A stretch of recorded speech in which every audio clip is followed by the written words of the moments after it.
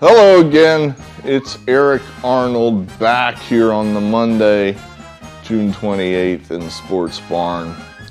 And we're here to bring you free MLB picks this week. Free. We've got 2 picks for you here on this Monday. Monday we generally use to just kind of recap where we've been so far this year, what we've done. So let's move into that. I'll just show you quick here when last seen. We did a show last Friday. Took the weekend off and had a winner there. Big winner with Seattle. That was our nice make the weekend pleasant pick there. So for the year, put that up. We're doing okay, you know. We're about a week from the halfway point of the MLB season, which is definitely a marathon. You know, that's occurring to me here in the last week or so. It's like, boy, this is let's just keep doing what we're doing, but this is a grind, and that is the MLB season, and that's part of how you handicap it. It's a grind. So you need a routine. You just got to kind of stick with it. But, you know, we're 13 units to the good. You know, we've done over 300 picks. We're probably hitting a solid 54%. That's nothing to be embarrassed about. With that number of picks, I'm not embarrassed about that. Hell no. I feel pretty good about what we've done so far MLB-wise here in the barn. You know, if you're new, you know, who are you? Why am I listening to you? I'm just a guy. I'm just a guy with some free time on my hands, and I'm teaching myself to win at sports handicapping. You know, it's been a lifelong passion. I've been a sports fan all my life, and I've always wanted to win at betting, sports betting, and you know, it's been a journey. It's been a hit or miss journey. There have been times I've been a winner and probably a few more times that I've been a loser. So I'm just trying to learn how to win. And you know, we're cautiously optimistic here that we're getting the rhythm of how to win at baseball. We are, at the moment, winning. You know, again, trying not to jinx myself, but it is. We have won. So let's hope we can continue to win. Now, if you're new, we also have our enthusiastic friend, Pittsburgh Louie, makes picks in the comments section for the most part. Once in a blue moon, I have his picks when I make the video. And he's done even better than I have. You know, he's on a little bit of a cold streak at the moment, but he was so red hot to start the season. You know, he was hitting upwards of 60% of his picks, which frankly I don't think that is sustainable. No offense, Louie, but I mean, if you could sustain 60%, well, then you are a daisy. But he's coming back to earth a little bit here in the last week or two, but he's still 17 units to the good. Probably making, you know, hitting 56% of his picks maybe. That's good. That's really good. So between him and myself, a lot of winners so far this season here in the Sports Barn. A lot of MLB winners. Now, you know, it's occurred to me that nobody gives a shit about regular season baseball. They just don't. And I can't blame you. Honestly, I watched some of the Phillies play the Mets yesterday just because they're the local team, and I had no action on the game, and I fell asleep at least 3 times. Just, the game is not good at the moment. It's too slow. It's too heavily based on strikeouts, walks, and home runs. There's very little action. So I can't blame sports fans that go, oh yeah, baseball. I used to play baseball, but I'm just not into it now. Can't blame me if that's the way you feel. So we're using baseball to cover the season. In other words, what else are we going to do? Once we get into September, then we're going to get into football and hope that we can replicate our success in baseball and the football in that's what everybody cares about. You know, your college and pro football. That's where everybody's at. So that's where we're aiming. That's what we're hoping to do. Where are we at in the baseball season? What should we be looking for? I'm looking at what teams do we want to start fading? What teams do we want to look at start playing? Teams we want to look at start playing possibly. We're continue to look for places to play the Tigers. I think that is an improving team. They have solid, young, up-and-coming starting pitching. We're looking for places, believe it or not, to play. I think we have to look at the Pirates. They've won some games. They're starting to put some W's on the board. Perhaps look at the. I hesitate to say that one, but believe it or not, the Giants still have value. How a team that can be winning at a 64% clip and still be undervalued? No one believes in the Giants. No one believes that team's any good. You still are getting half-decent prices with the Giants, believe it or not. The Astros, they've become overvalued, I think. The Yankees are overvalued, and they're not very good. They're at 500. You probably are still getting some half-decent value with the Red Sox. It's still the same deal where who's better, the Red Sox or the Yankees? And the price says they're about equal. The standings say something completely different. So you're probably still getting some value with the Rays. So I don't know a whole lot's changed. You know, you still got a couple teams out there like the Braves and the Yankees where we expected big things out of these teams and they're underperforming. So, don't know that things have changed just yet and you want to jump on those teams.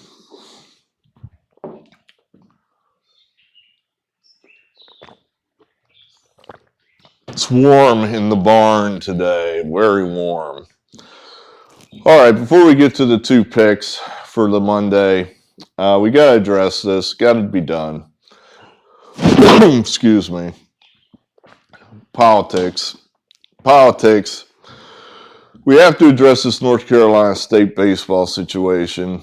Honestly, I've been just living the dream the last few weeks. In other words, here in my little world in Pennsylvania, the COVID restrictions have finally been forcibly lifted. In other words, we had a ballot initiative here in Pennsylvania to clip the wings of the governor. We, the people, did that. We passed the ballot initiative to limit his power. Otherwise, the restrictions would have never been lifted. If we had not beaten him at the ballot box, we'd still be required to wear masks and all this other bullshit that had no effect, have had no use, have been ineffective, but that doesn't stop them from making us do it. So my little world is, for the most part, back to normal. Thank God. I've got my baseball. The fans are now allowed to come back, I think, in just about every MLB stadium. It's almost like, it's back to normal. But there's still pockets of foolishness that, for the most part, I've been ignoring. Just been ignoring this. Some of this stupidity is still going on out there. But I think it's got to be addressed now because the North Carolina State baseball situation just brings it right in front of your face. And what are you going to do about it? Now, if you don't know what I'm talking about, they play a College World Series in Omaha every year, baseball, college baseball. It's like basketball, except they take, I think, the top 8 teams, put them in Omaha. They play a double elimination tournament. In other words, you got to lose twice to get knocked out of the tournament. They play every day, round robin, until you have a champion. So this year, team from North Carolina State, kind of a Cinderella team, if you will. Not highly regarded, but they won some games. They beat some super teams. They're having a great run, and then it all ended. Why? Well, they were about to play one of the top teams. Again, they were told, all right, you can only play half your team. The other half of the team is quarantined in a box, disqualified, can't play because of this COVID. They keep testing for this damn COVID. And so I guess apparently somebody tested positive. Then they contact trace everyone that's ever said hello to that person, of course, and you end up with half a team. So NC State played with their half a team. They lost.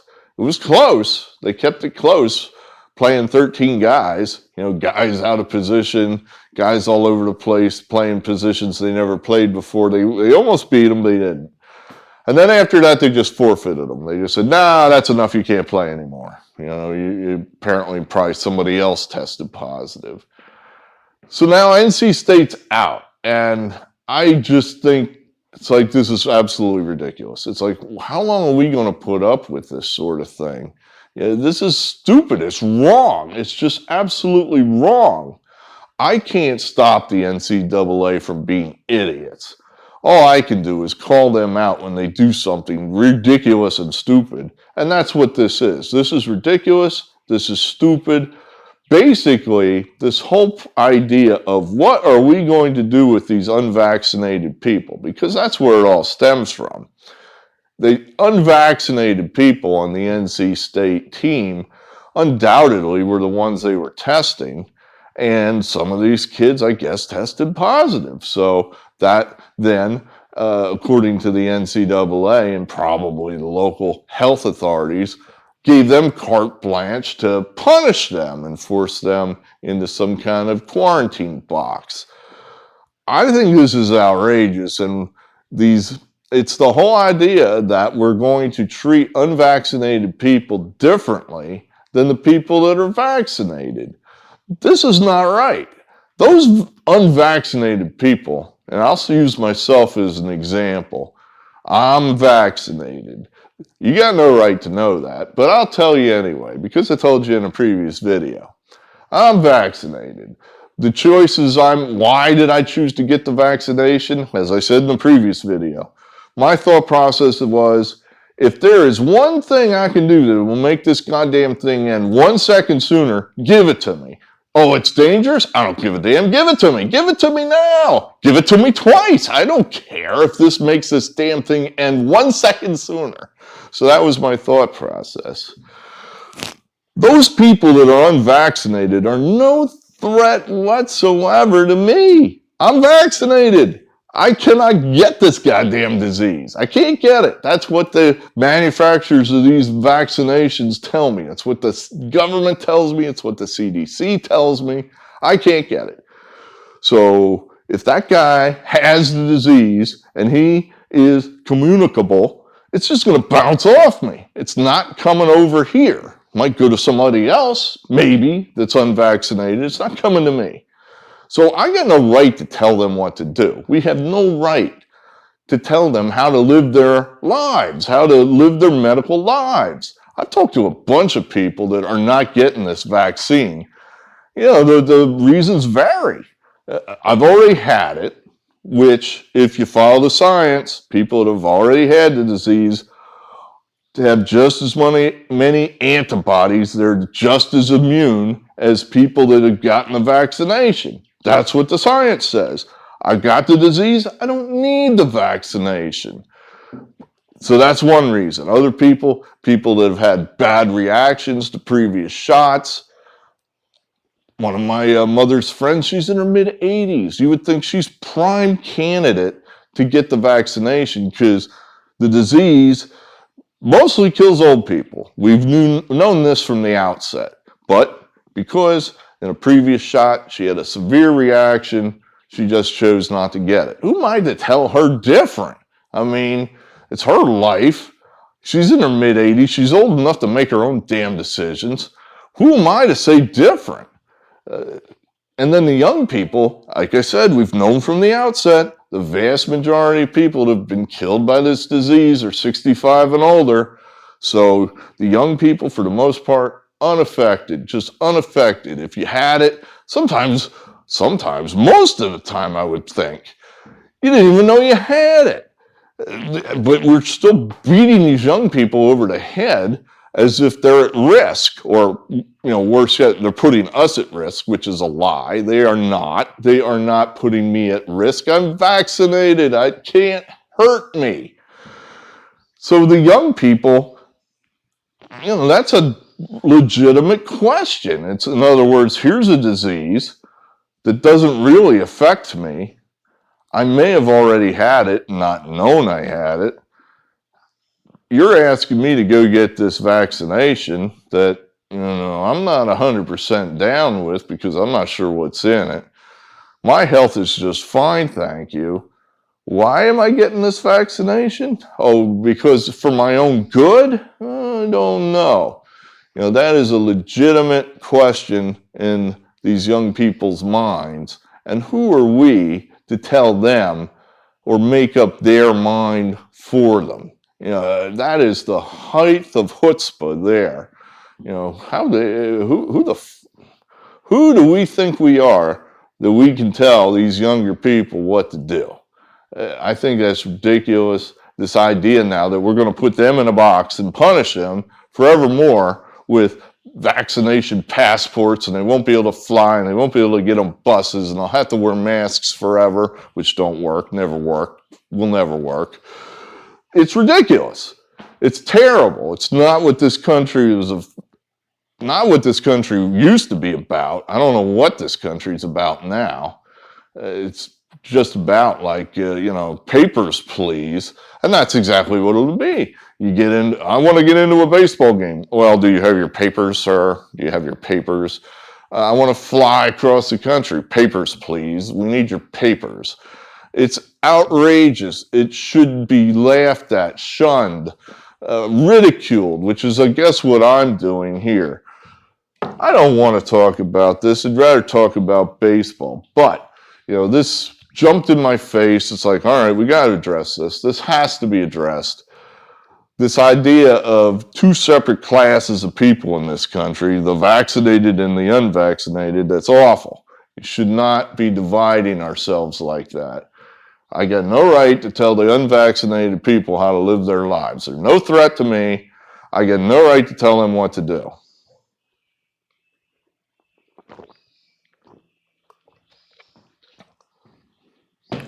Here endeth the rant. All right, our picks today, we like Pittsburgh, believe it or not. Pittsburgh, I looked at this team and I thought, well, they just won 3 out of 4 in St. Louis. I think we seriously got to look at Pittsburgh.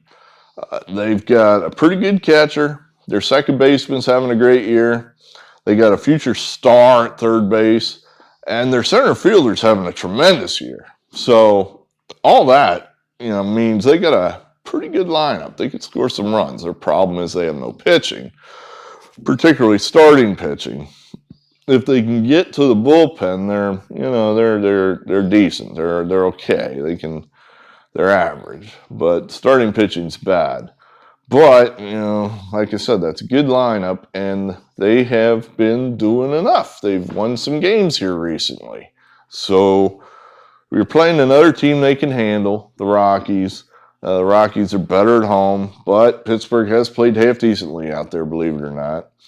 I think Pittsburgh's just on a roll right now. And after winning 3 out of 4 in St. Louis, a place they never play well, those guys have got to be thinking, man, there ain't nothing we can't do. The Rockies, yeah, feed them to us. We're ready. Let's play. So I like the Pirates here, getting a half-decent price. Plus 110 is what I saw. We'll take them. We'll take them. 2 stars there.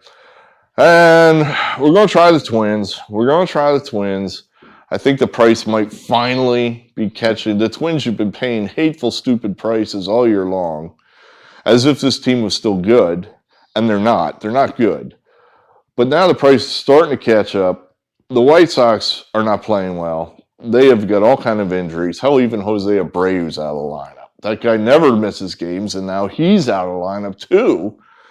Really, they just have a handful of their starters in the lineup, and their starting rotation is still there. That's what, you still have to look at them as a half-decent team because their starters still pitch, but their offense is not nearly as scary as it used to be. The Twins are starting to get some healthy guys. Mineta today, this is his third start off the DL.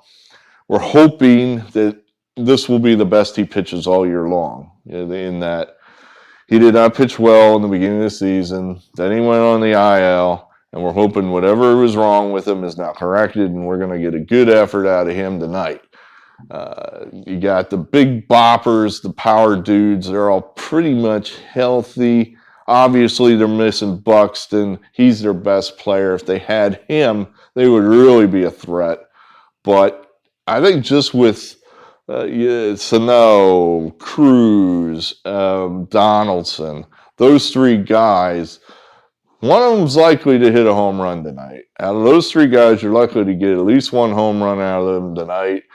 If they get two, you're definitely going to win. One probably will be enough. We're going to take the Twins there for 2 stars at a half-decent price there, an underdog price. Like I said, the White Sox not playing well at the moment. There you have it. That's what we got. So thanks for being here. Hit the like button. That always makes me feel good. If you want to see more of MLB picks, like I said, between Louie and myself, there have been a bunch of winners here in the barn so far this MLB season. Just saying. If you want more of that, hey, go ahead and subscribe. Past performance is not indicative of future results. And we'll talk to you again tomorrow. Thanks. Eric Arnold signing off.